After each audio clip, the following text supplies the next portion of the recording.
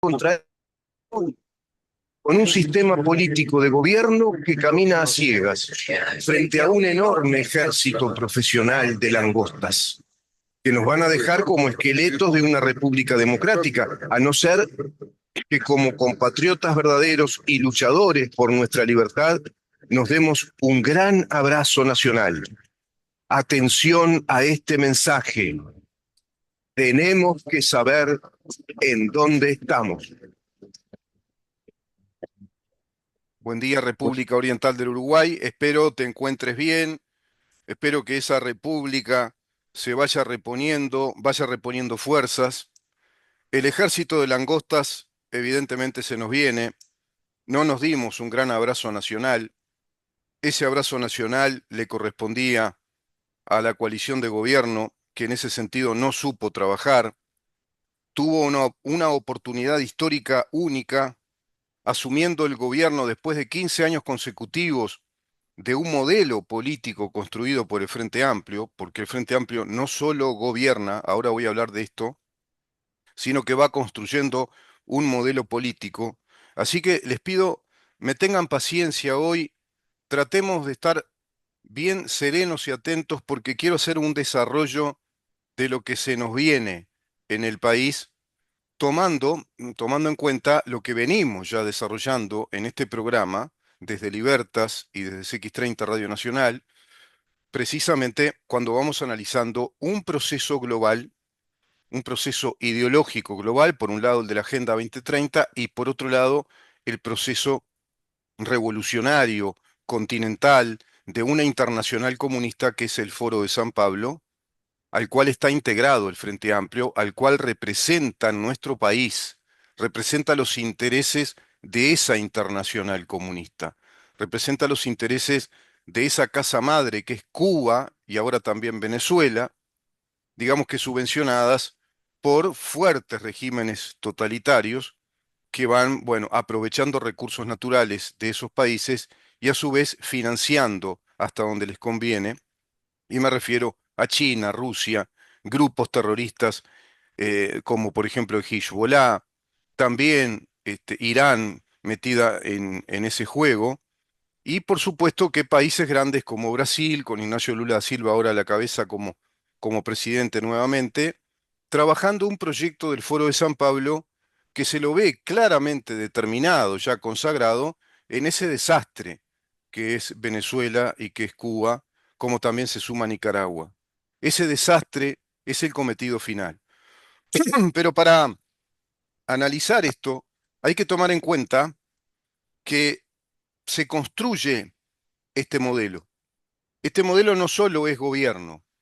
no se trata solo de un gobierno, es una política de Estado, una nueva política de Estado que ha construido el Frente Amplio. Pero te decía que la coalición de gobierno no estuvo a la altura de entender esto. Lo advertimos 1, 2, 3, 4 años prácticamente. Saco el primer año de este programa porque fue un año de expectación, un año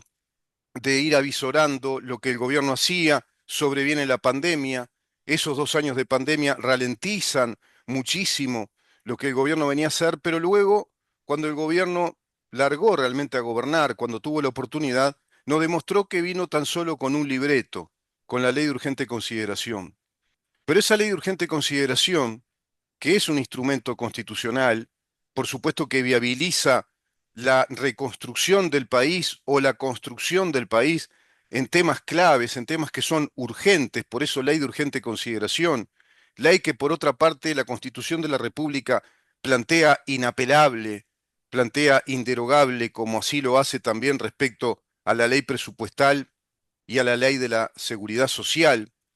Todo esto que el Frente Amplio desconoce abiertamente, que atropella a nuestro Estado constitucional de derecho, porque viene a construir un modelo político, un modelo distinto. Están en una etapa, digamos, en un proceso de transformación del país. Y las revoluciones comunistas no dialogan, atropellan todo lo que pueden, y cuando no pueden, recién ahí dialogan. Ese es el cheque en blanco que le otorgó la población uruguaya, evidentemente una población que no está entendiendo de qué se trata en una parte de ella, otra parte evidentemente tiene un voto interesado en esa revolución. Es ahí que se ha dado el gran trabajo operativo revolucionario del PIT-CNT, introduciendo en el funcionariado público del Estado todas las huestes militantes, son verdaderos militantes marxistas, marxistas-leninistas, tupamaros, que trabajan por dentro del Estado, en la administración central, en las empresas del Estado también, a través de ese instrumento muy ágil, muy eficiente desde el punto de vista revolucionario, como lo es una central sindical. Vamos a ver si llegamos a ese punto, porque precisamente ahí está el gran tema. Hoy la Empresarial del Uruguay está atenta, avisorando quién será el ministro de Trabajo. Depende muchísimo del lineamiento que traiga el Frente Amplio en el Ministerio de Trabajo respecto a si Uruguay, bueno, será un país de inversiones o será un país en el cual muchas empresas comiencen a ver la región, ya la región, y claro, se refieren a Argentina, Paraguay, Brasil incluso como país grande que tiene una natural diversidad económica más allá del régimen que sobrevenga, y por eso en Brasil no se da efectivamente la construcción de un modelo político por ser un país tan grande, tan industrial y con una política de Estado que tiene tradición en Brasil y no se toca, que es la de Itamaraty, que esa es la política de Estado que defiende preceptos constitucionales claves, básicos. Las políticas de Estado son precisamente las que establece la Constitución de la República. Por eso se habla de políticas de Estado, que no es lo mismo que actos de gobierno. Los actos de gobierno son los actos administrativos y algunos actos legislativos que mejoren o, digamos, le den alguna mínima transformación a instituciones que ya existen en el Estado. Eso es lo que hizo la ley de urgente consideración.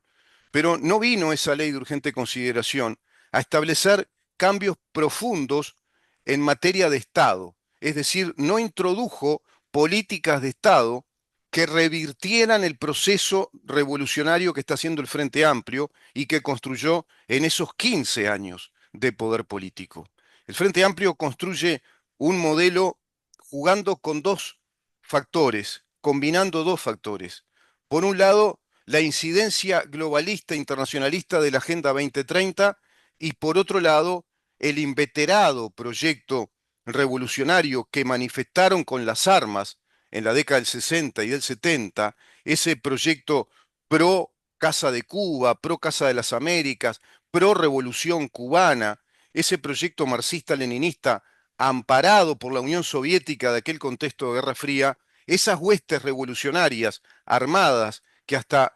dieron aquella proclama de amenaza contra las instituciones democráticas del Uruguay, fueron las que detonaron la necesidad histórica de un golpe de Estado y del establecimiento de una dictadura como una medida legislativa en plena democracia,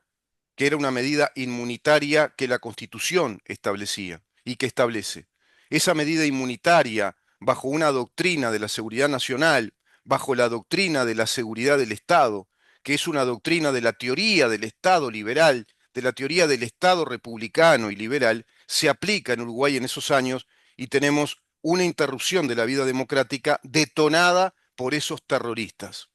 que estaban armados, organizados desde el exterior, con otros grupos también terroristas organizados, colaborando con ese movimiento revolucionario que era, por ejemplo, el movimiento MLN Tupamaros, el movimiento revolucionario oriental, el Partido Comunista Revolucionario, un ejército clandestino trabajando a las sombras a modo de inteligencia militar, policial,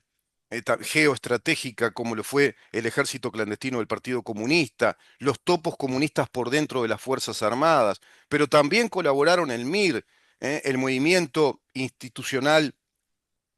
intransigente revolucionario, es decir, un movimiento de instituciones revolucionarias. El MIR es una organización del Partido Comunista que se manifiesta en Chile, se manifiesta en Bolivia, se manifiesta, por supuesto, fuertemente en México. Hay toda una organización, inclusive de fachadas políticas, como los movimientos de liberación nacional, como los movimientos institucionales revolucionarios, como las unidades populares. Toda esa nomenclatura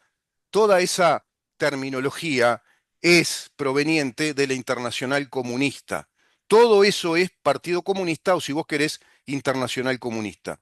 Así trabajó fuertemente todo ese movimiento revolucionario contra el Estado de Derecho uruguayo, contra nuestras instituciones, en aquella década del 60 y de los 70, trabajando fuertemente desde lo sindical con la CNT y también ya con la FEU, fundada en el año 1968, en el 64 la CNT, trabajando colaborativamente,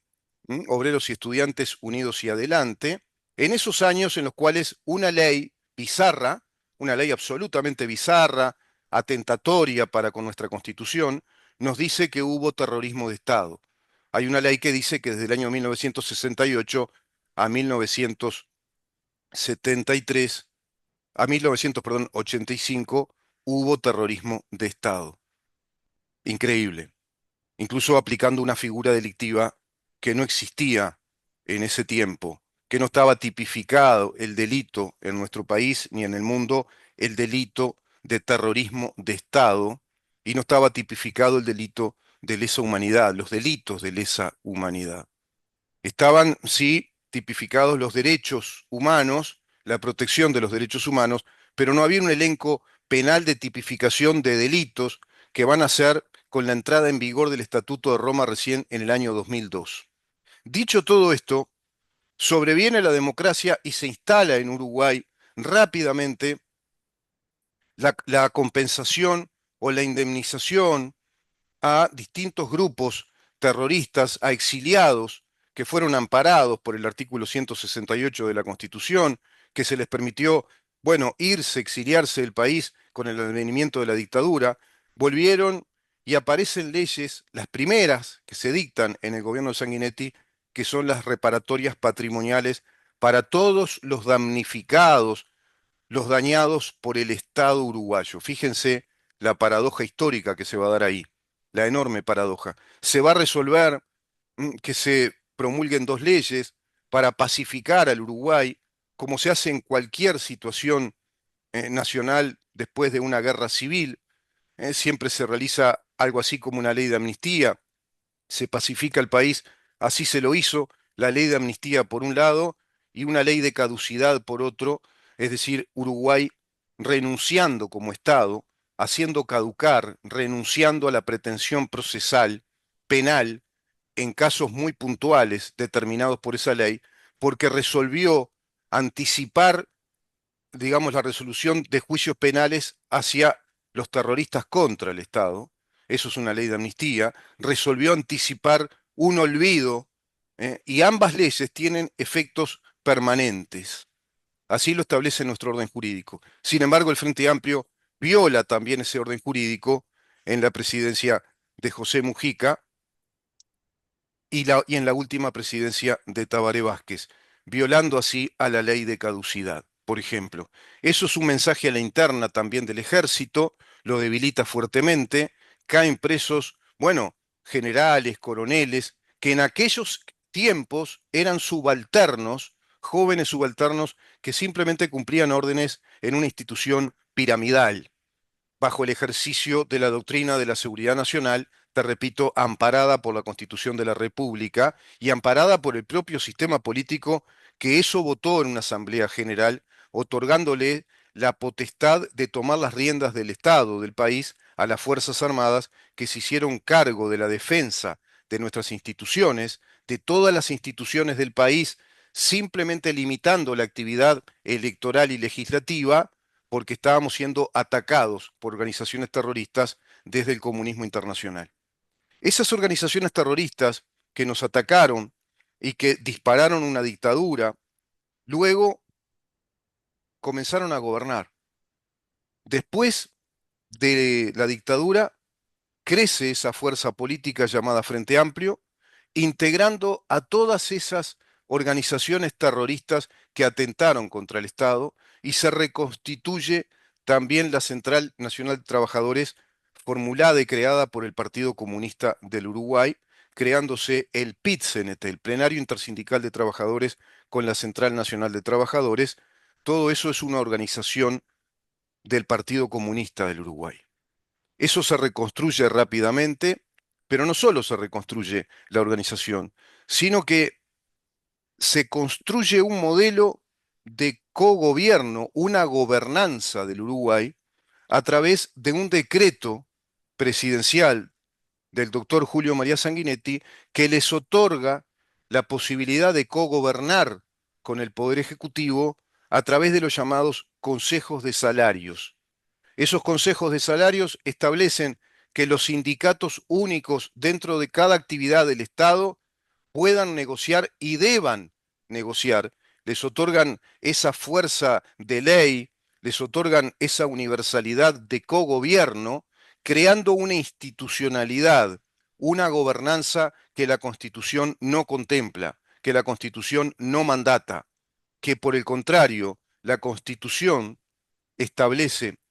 de modo explícito que solo es obligación del Poder Ejecutivo, como por ejemplo las políticas presupuestales, el diseño administrativo del país, el nombramiento de funcionarios públicos, el sistema de ingresos a la función pública,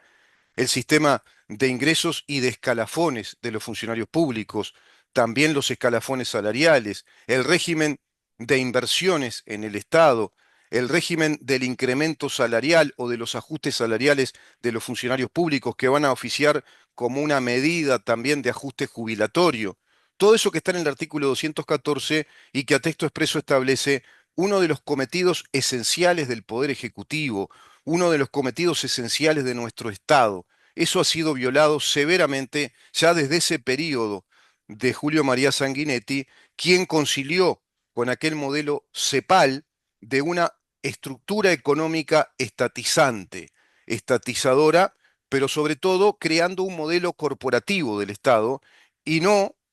el modelo del Estado republicano y democrático con la separación de poderes, contemplando todos los derechos inviolables de cada uno de nosotros como personas, como ciudadanos de este país, y todos los derechos y deberes que deben ser inalterables respecto a las funciones y cometidos del Estado uruguayo. Al Estado uruguayo le comienzan a agregar funciones, le comienzan a agregar instituciones que no obedecen a lo que contempla la Constitución de la República y nuestras leyes más importantes, todas interpretativas de la Constitución, como el Código Civil, el Código de Comercio, como la Ley de Títulos Valores, como las leyes administrativas, como el proceso administrativo del Uruguay, y así otras leyes como el Código Penal, como el extinto, digamos, el derogado Código del Proceso Penal, como el Código General del Proceso, todas leyes que están en orden, están coordinadas con la Constitución de la República de acuerdo a ese modelo político. Ese modelo político, ese modelo jurídico y político que es la República Oriental del Uruguay, ha sido fuertemente atacado ya desde esos tiempos hasta que se llega, bueno, precisamente a los gobiernos del Frente Amplio, creciendo muchísimo desde esa estructura estratégica que es de fuerte incidencia en el Estado, como lo es el PIT-CNT. Ese PIT-CNT ha sido el brazo armado, ha sido la estructura estratégica del Partido Comunista del Uruguay para ir librando la batalla, para ir formulando esa batalla cultural marxista que asumió rasgos de marxismo cultural por un lado, rasgos más ortodoxos, haciendo un hibridaje entre el marxismo-leninismo del Foro de San Pablo, el que ampara el Foro de San Pablo, el marxismo-leninismo al que obedeció siempre de modo obsecuente y acrítico el Partido Comunista del Uruguay para con la Unión Soviética, en aquel otro contexto de Guerra Fría y de internacional comunista, ese mismo Partido Comunista que es uno de los pocos que no hizo autocrítica de la caída del régimen soviético, sino que por el contrario insiste con ese modelo estatizador, fuertemente concentrador del poder político y también de las riquezas, aborreciendo de este Estado al que ellos consideran burgués, el estado de la separación de poderes, el control de los poderes, el régimen inviolable de los derechos personales y fundamentalmente el régimen inviolable del derecho de propiedad y el régimen jurídico de protección a las inversiones bajo el amparo del derecho de propiedad. Todo eso que ya manifestó el PCNT con el plebiscito contra las AFAPs y que ahora formula nuevamente Fernando Pereira como posible nuevo ministro de Trabajo y de Seguridad Social. Formula en una entrevista periodística que harán modificaciones al régimen de las AFAPs, que le harán ciertas modificaciones. Y habla también de modificar algunos aspectos de la ley de urgente consideración. No sé cómo lo harán. Seguramente contarán con el apoyo de Cabildo Abierto, contarán con el apoyo de los diputados de Gustavo Salle, tendrán las mayorías en el Parlamento. Se me había escapado ese detalle. Claro, el topismo, si la fuerza topo que tuvo la coalición de gobierno, como lo es Cabildo Abierto, ahora claramente muestra la hilacha, lo que yo siempre intuí, muestra claramente que Manini Ríos es un hombre, era un hombre de Tabaré Vázquez, era un hombre formado en el Frente Amplio, es un frentista, evidentemente, camuflado, que ahora ya manifiesta abiertamente que se abren a todos los acuerdos posibles con el Frente Amplio y se deslinda de la coalición de gobierno, culpándola severamente como la culpó en aquella proclama que hizo sin irse del todo, porque evidentemente muestra una conducta oportunista, políticamente oportunista. Ahora que los vientos corrieron bien hacia la izquierda, se fue de una izquierda moderada hacia la izquierda frente amplista. Y Gustavo Salle es un topo comunista que arrastró votos para llevar también al Parlamento a dos diputados que van a jugar el juego de ser cómplices y obsecuentes con lo que plantee este gobierno del Frente Amplio. Por lo tanto, estamos bastante complicados ante un panorama oscuro, con una coalición de gobierno que va a quedar limitada al Partido Colorado y al Partido Nacional, y a su vez sometida a desavenencias internas, fracturas internas como hay en el Partido Colorado y también en el Partido Nacional. Débil la expresión política de este gobierno, que con el 54% del Parlamento no vino a través de una ley de urgente consideración a recomponer nuestro Estado de Derecho, nuestro modelo político, y no a ralentizar como hizo este proceso revolucionario o esta transformación del Estado ideológico marxista, que nos plantea ahora muchísimas dudas y quiero compartirlas con ustedes en la segunda parte del programa. Es evidente que este gobierno no entendió o no quiso entender el papel histórico que estaba jugando, que era un papel histórico clave, incluso muy aventajado bajo el hecho de que obtiene mayorías parlamentarias, obtiene las mayorías necesarias como para dejar minimizada a la expresión del rencor, la bronca, el encono y la cerrada oposición del Frente Amplio, como así lo hizo, pero pudieron haber seguido adelante con un montón de transformaciones del país que hubieran paralizado este proceso nefasto de revolución hacia el comunismo en el Uruguay, que hubieran paralizado este proceso nefasto de transformaciones profundas que son políticas de Estado claramente desobedientes de la Constitución, porque los que están proponiendo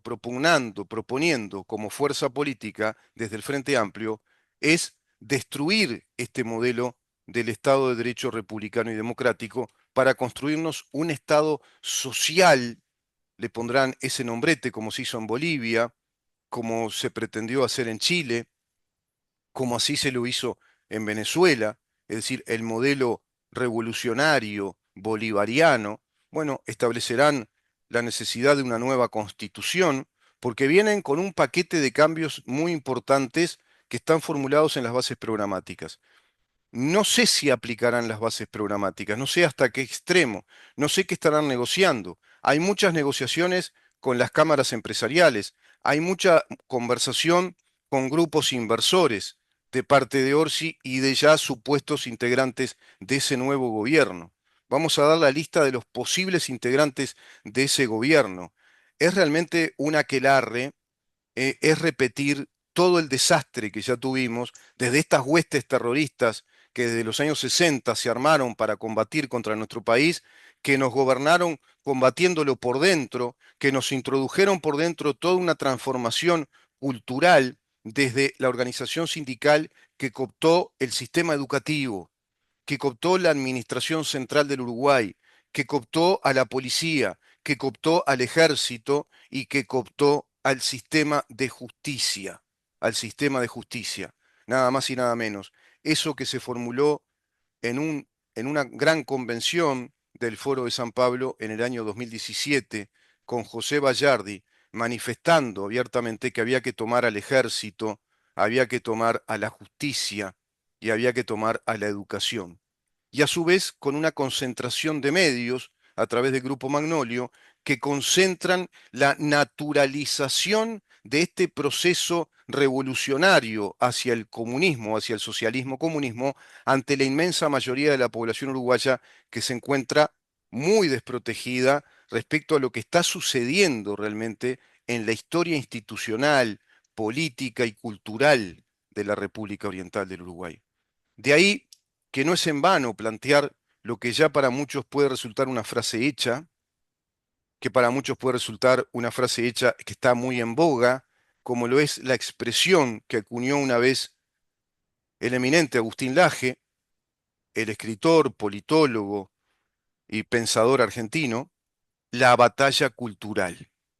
La batalla cultural. Eso que luego se extiende rápidamente al mundo académico a nivel internacional, a los teóricos a nivel internacional, a los intelectuales a nivel internacional, a los periodistas avesados en esto, avisados en todo esto, especialistas de estos temas a nivel internacional, y despierta entonces la necesidad de entablar la gran batalla cultural contra este modelo que asumió hegemonía, que asumió un enorme protagonismo internacional, internacionalista en nuestro continente, pero también a nivel mundial. A nivel mundial manifestándose los paradigmas de la Agenda 2030. A nivel continental manifestándose los paradigmas del Foro de San Pablo combinados con los paradigmas de la Agenda 2030. Yo te voy a dejar con esta frase para ya recomenzar en la segunda parte, y es lo siguiente. Construir un modelo político es algo grande, claro, es algo muy claro y es definido en su idea. Lo que a su vez es complejo, es accidental y es estratégico en la práctica. Si no se está atento a que hay un modelo grande, claro y definido en la idea, no se podrá establecer que se les haga dificultoso, accidental en la práctica. Y de eso se trata cuando hablamos de una batalla cultural. Te voy a definir rápidamente qué quiere decir batalla cultural, qué es eso de la batalla cultural. Tiene que ver con una enorme batalla en un inmenso campo de batalla dentro de esta guerra ideológica que es una batalla desde las ideas del Estado que queremos, desde las ideas del modelo económico que queremos, desde las ideas de los derechos que queremos, desde las ideas de la república, de la democracia, desde las ideas, te repito, del modelo político del Estado que nos va a decir de qué manera vamos a vivir. El Estado es el que te va a condicionar absolutamente todo en la vida porque tiene el monopolio de la fuerza. Según sea ese Estado, será la calidad de tu vida. Según sean los signos políticos de ese Estado, será tu vida. Y esa es la gran batalla cultural. No es un ejercicio intelectual, no es un ejercicio solo para académicos. Los académicos, los intelectuales, los periodistas, nos tomamos el trabajo de informarnos muy bien, de estudiar a fondo estos temas para advertir a la opinión pública, a nuestra población, que le va la vida a nuestros países, y en este caso a Uruguay. Se nos va la vida como país libre, como un país soberano, como un país que nos proteja nuestros derechos, a nosotros y a los que vienen, a los niños, a los chiquitos, a los adolescentes, a nosotros y a nuestras familias. Le va la vida a la República Oriental del Uruguay, nuestro régimen de libertades, de derechos personales, de separación de poderes, de un Estado que nos cobije, que nos ampare en el desarrollo personal y no de un Estado que nos imponga su modelo ideológico, que es muy distinto. Quédate ahí.